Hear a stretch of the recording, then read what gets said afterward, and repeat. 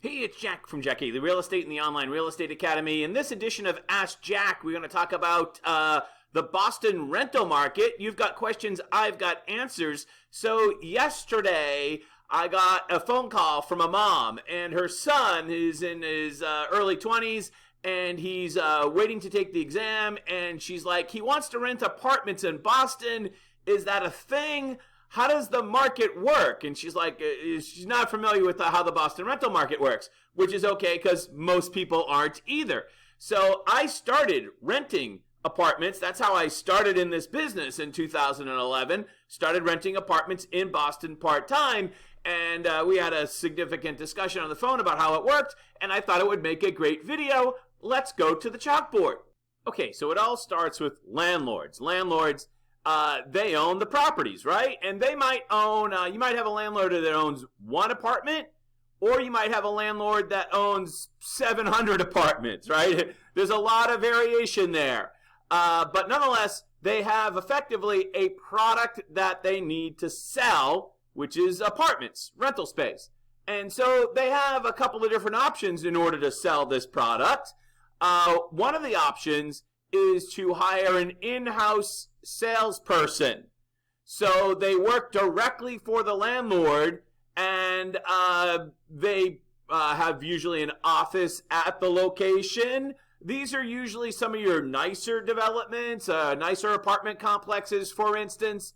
And you do everything with the employee that works directly for the landlord. Now, of course, this has some extra costs and benefits. There's cost and benefits to all of these, but one of them, of course, is that whenever you hire a full-time employee, there's taxes and insurance and all those other types of things that come with that. So some landlords, depending upon their portfolio of properties, they don't want to have an in-house employee. Instead, in order to rent this apartment, what they're going to do is send it to a real estate agency. Instead, I'm going to actually use the letter A for that. They could send it to one real estate agency. That would be an exclusive listing, right? That would be an exclusive listing. Or they might send it to a couple of real estate agencies, and that would be a semi-exclusive listing. Or they might send the listing to dozens of real estate agencies, and that would be what we would call a shared listing. So the landlord has some choices depending upon how many people he wants or she wants or the corporation wants showing the properties. To maximize your chances that your apartment get rented, it would be better to send it to as many agencies as possible, and that's what a lot of landlords do. Now, this causes a problem for the agencies effectively because then they need to hire agents, people actually to go out and do the work to find tenants, to vet the tenants, to show the apartments, and that's what your basic rental agent does on a daily basis. I hear all the time that all the rental agent had to do was open the door and let us see the apartment. We found the apartment on the internet by ourselves. And that agent didn't do anything.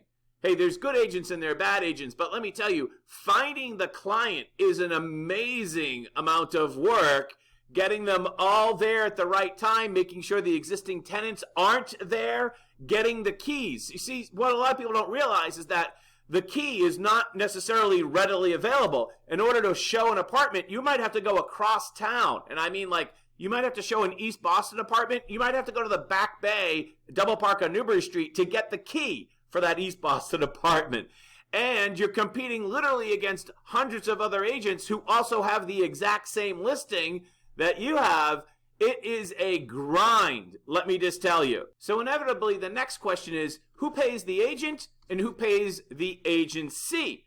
Those are good questions. And when you're selling any product, understand, this is a fundamental aspect of any product, whether it's an automobile or a candy bar or whatever it is, the customer always pays. The customer always pays all the cost associated with delivering the product. So, right, yeah, sometimes you see that cost and sometimes you don't, but the customer always pays it.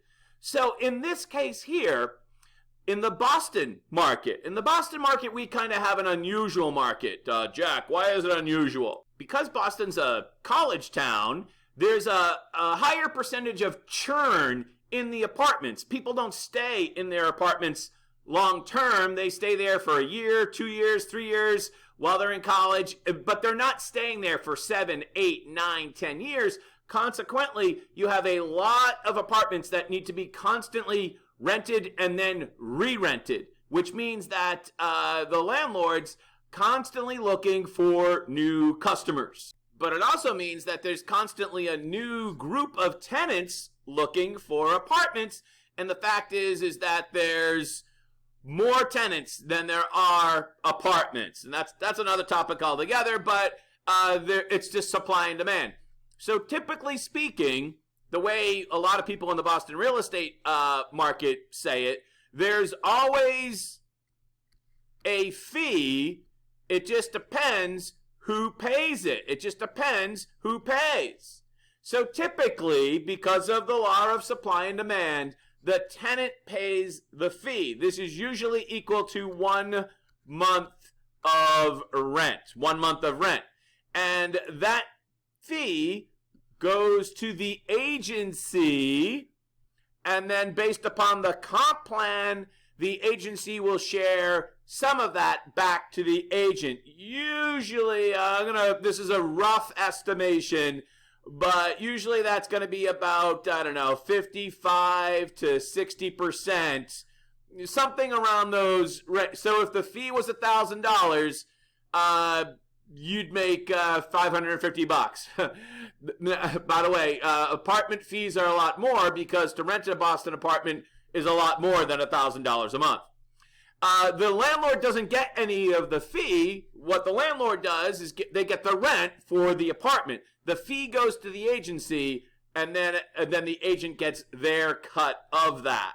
Now, every once in a while, when the supply and demand balance goes the other way, the landlord will actually volunteer to pay the fee. Or sometimes when there's an equilibrium in the marketplace, they'll actually split the fee. That happens too. Jack, why would the landlord pay any of the fee?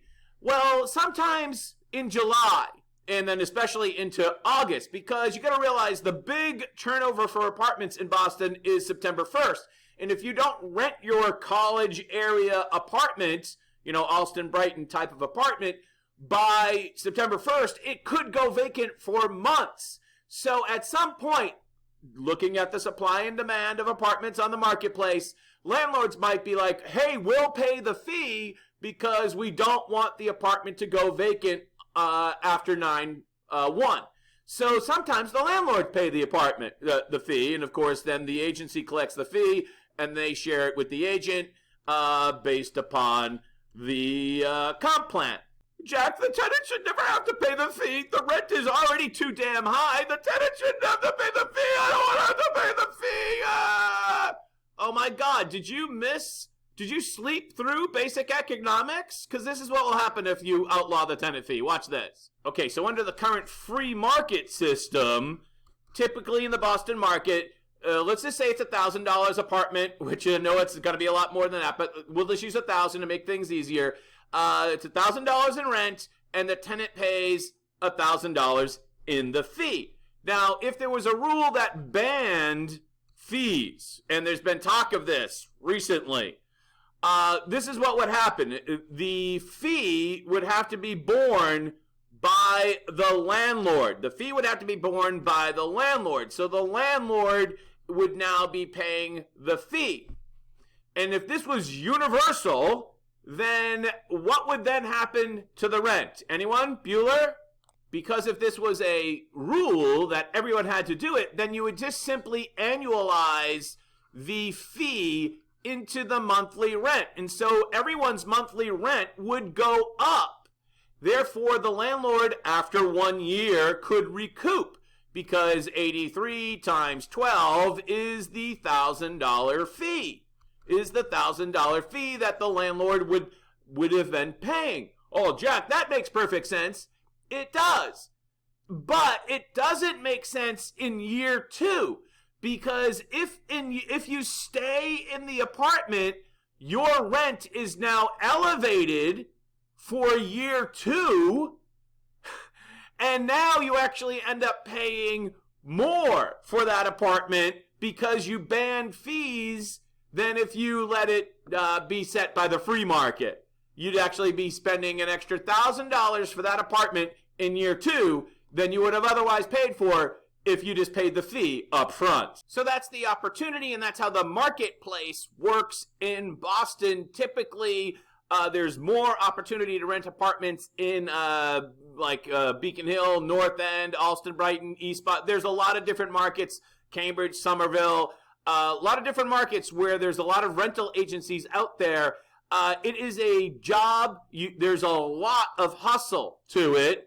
Typically speaking, it's for people in their 20s, generally speaking, although I started doing it when I was in my early 40s, and I was definitely one of the older people doing it at that time. It's typically a young person's game, so to speak, and it is a grind. But the harder you work, you can make fairly good money at this gig renting apartments if you stick with it. And the sales cycle is fairly short. In other words, you can show somebody an apartment, they could rent it, and, you might start making money in the first, 2 months, maybe 3 months. It might take you a little while, but effectively you're building your own business, and eventually, the sky's the limit, effectively.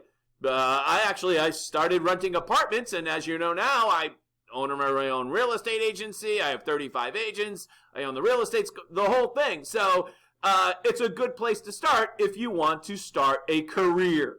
All right, I'm Jack from Jack Gately Real Estate and the Online Real Estate Academy. Thanks for watching this edition of Ask Jack. Have a great day.